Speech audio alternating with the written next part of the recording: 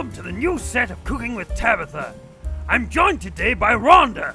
We're going to be teaching you how to cook a delicious, crowd-pleasing dish for you and all of the family. So you'll see we've already gotten our ingredients ready. And we got soaked in doing so. Yes, well, for those of you following along at home, any full-sized human should do for this recipe, but we're using Kellogg's own brand. Now, human is obviously quite a controversial meat, and while we don't personally eat it, the Dumbdumbs just can't get enough. Yes, we cooked this particular meal for the Dumbdumbs last week, and they've asked us to make it again and again every night since. It's so quick, delicious, and nutritious. You can even feel free to sub this human out with a vegetarian option, but we're just using what we had in the fridge already. Waste not, want not. Now, I usually try to get all of my humans free range, as they come without any of the additives and seasonings. However, general rule of thumb, make sure they're a really, really horrible human before you slaughter them. Food tastes better when it's ethically sourced. 2 birds, 1 stone. Nope, 1 human, 1 meat hook. Now, I choose to use a meat hook for my butchering, but you can just as easily tear the limbs off in the old-fashioned way, with your hands. This just makes it a lot easier. And at least 3 times more fun. So let's get to it. Now, once again, I want to stress that I do not eat human, but it's important to cater to multiple diets if you want to be a successful TV chef. And if we're going to do that successfully, we're going to have to begin by breaking down this human for its meat. Disgusting.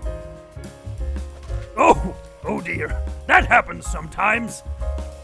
It's important to treat the human just like any other meat, and follow along the socket lines so you know just where to pull. Now, you can usually also check whether a human is fresh by the smell. However, some humans, such as this one, whiff rather badly, even when they are fully ripe and ready to go.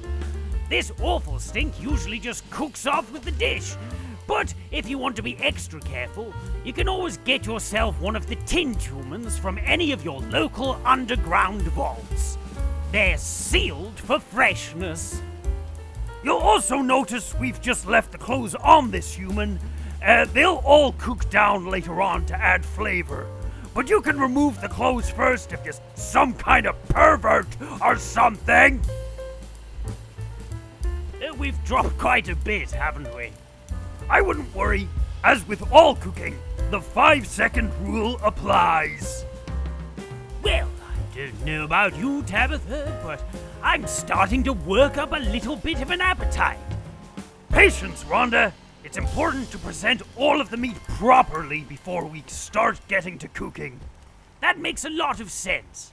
Tidy workspace, tidy mind, eh? And that leaves us with all of the main cuts of meat here. You've got the big bits, the squelchy bits, little grizzly ones, whatever that is. And even some bits we're yet to identify.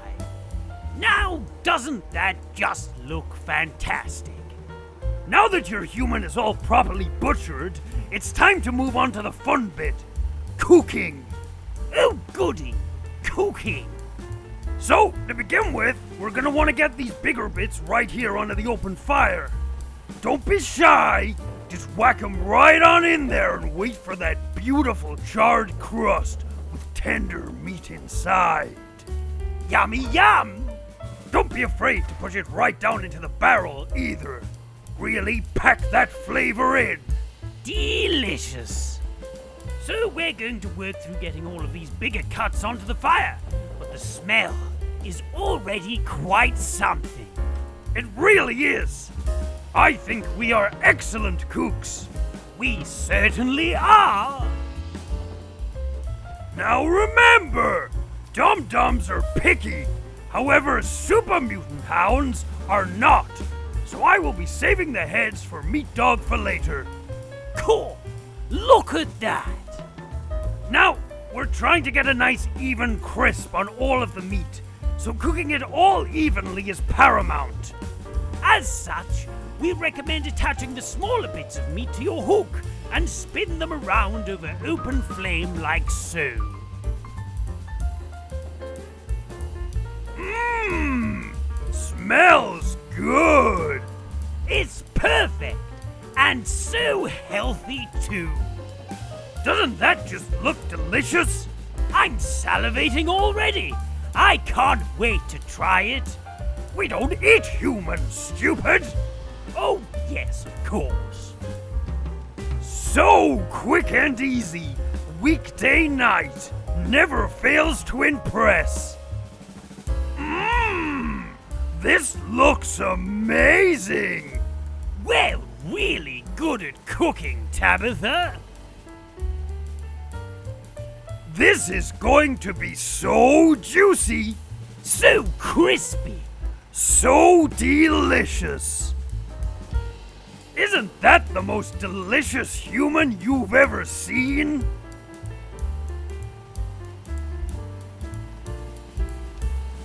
There we are. So, presentation is also really important. And just to make it a little more fun for the dumbest of the Dumbdumbs, we have started putting the meat out in the shape of a little red chicken. It's finishing touches like this that really put the fun in dinner time. And there you have it! A quick, easy weeknight one-pot meal with simple ingredients and tons of nutritional goodness. I just can't look away. I'm sure the Dumbdumbs are going to just love it. Put me down for seconds. That's all from us today. But if you want to see more Cooking with Tabitha, please like the video. And subscribe. Whack a bell. And share this recipe with all of your friends online. Oh, and one more thing. If you do make this recipe at home, please don't tag us. Good God! What have we done? Our jobs, Rhonda!